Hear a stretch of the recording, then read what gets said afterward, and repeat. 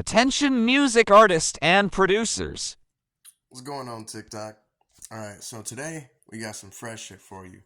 There's been a lot of recent news going around, at least in like the community of producers and music people in the city and really in the localized area.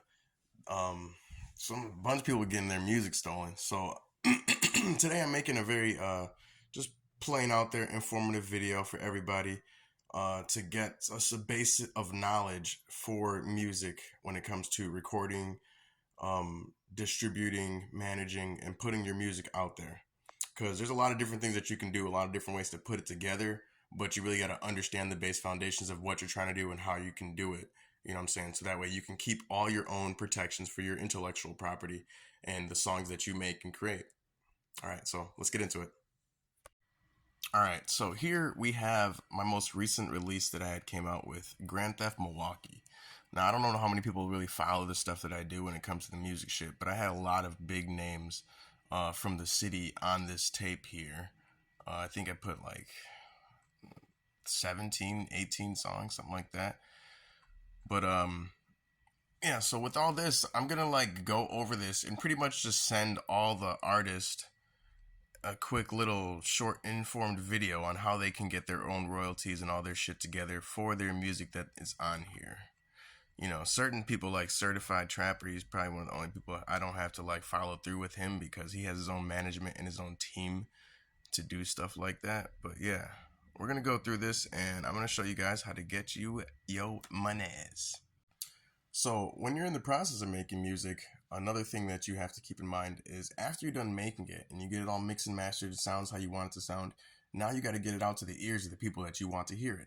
And that's where distribution comes in, which is actually a big process and a step in the independent industry for people to get their money. So here, I just simply went to Google and did the work for you guys and typed up music distribution services. Now, I already know a lot of this information, but I need to regurgitate it and teach you guys what we got going on here. So there's a lot of different services that you can use to distribute your music, and they all have different costs and different ways that they go about it, how they get it onto the streaming services and stuff like that. You can use CD Baby. A lot of that's like built in where you can get your royalties and stuff on the YouTube end and everything like that through them. DistroKid is pretty decent. I used that for a while. TuneCore. They have a lot of other ones here as well that I'm looking at, as you can see in the what's his name. But currently what I'm using is WorldStar Distribution because that really piqued my interest when I was looking into distributing some of my newer music that I got coming out. You know, so as you see, we're back here at WorldStar Distro. That's what I had used to release this last tape that I had did. And once you release your music on there, they put it onto the services. It takes usually about a week for it to get on all the services that you're trying to get it on. And so you really want to set your release date for like a week ahead of time when you want it to release at the least, you know what I'm saying? And that way you can also build promotion and distribution like buzz right before your music releases, you know what I'm saying? You can get people excited for it and let people know, like tease and stuff like that. Once you release it, then you'll get this information, you know what I'm saying? And you'll be able to access this information. This is what you need to put in on the back end so that you can get all your royalties and all the intellectual property and stuff paid out to you. Now, on this other end here, besides getting paid royalties from when your music gets streamed, you also get paid for performances. And for those, you need to have what we call a PRO, or performance right organization. Right here, I just simply went and looked up the one that I use, which is BMI. But I'm going to type in a quick search for you guys.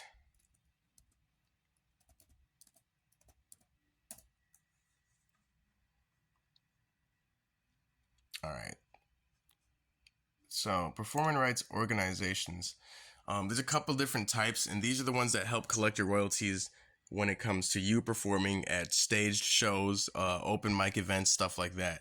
And there's a lot of different stuff out there. As you can see, there's like Song Trust, BMI, ASCAB, and stuff like that.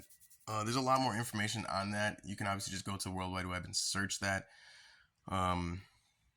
But yeah, we'll go back to my BMI. So I'm not going to log into my stuff right now to show you guys. But basically, you're going to sign up an account with them. You'll log in, and they'll send you to, a little portal where you'll be able to access your legal information, put your legal name and everything inside there. And then when you are releasing music, you'll be able to add each release on there, just giving your little ISRC number that they give you as you distribute it.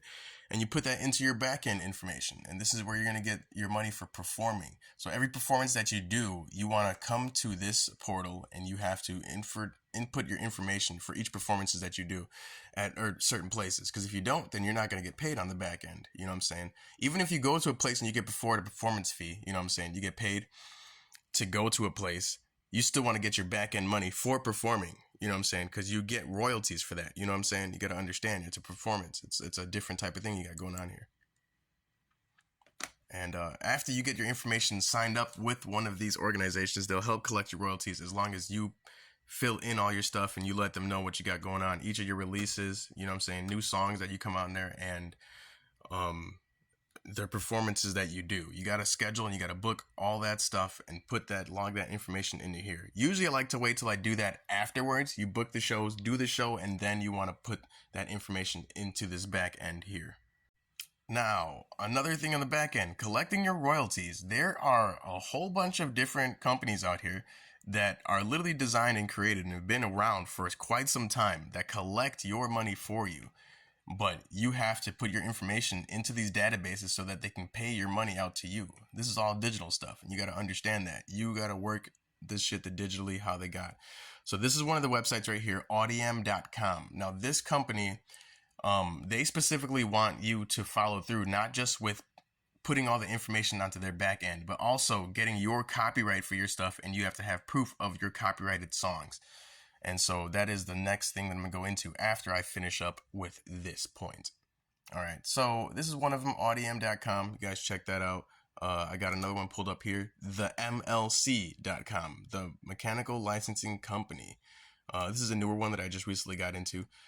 There's just so many companies out here collecting royalties, bro. You guys got to get on this stuff and put your stuff out there, man. You want to get the money? You got to do the work, man. And I'm trying to show you guys how to do it. All right, so we did Audiem, we did that. Here's another one right here, soundexchange.com. This is another website you guys got to use to get your mechanical digital royalties for your streamed music. This is another website that you got to put your information into so you can get your money.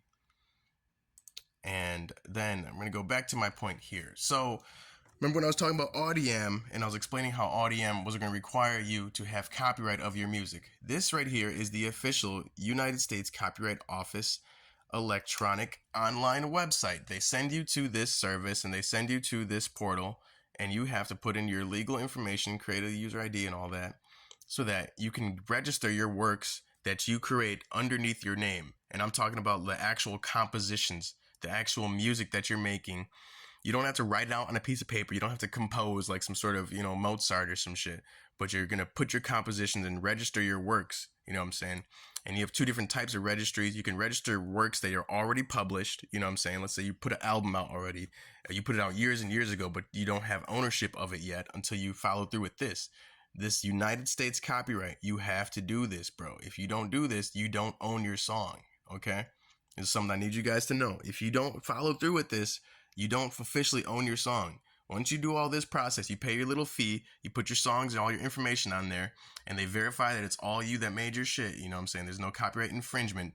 They send you confirmation emails, and they also send you physical documents to prove that you own these songs, these compositions that you're writing. You know what I'm saying? So you guys make sure you have to follow through with this one. This one is very, very important. If you can't look it up by like the web page here, I would just look up United States Copyright Office, copyright.gov. You got to do that. And once you pretty much do all that, you pay your fees. Some of the services, they don't charge you a fee. Like BMI doesn't charge you to just become a regular member. But then if you want to be known as like a publisher and publishing your own music, like your own record label, shit like that, you have to pay a separate fee for that. And I believe the fee was like $1.25 or something like that for like a 5-year thing. You get 5 years of copyright protection as a publisher. And that's what you really want to do also if you're getting your money. You publish your own stuff, you distribute it through another company or maybe distribute it yourself, however you can, and you get your money. Like I'm trying to teach you guys the game the best that I can. So I'm going to keep pushing. I'm gonna keep teaching y'all. Just stay with me, man. Stick with me.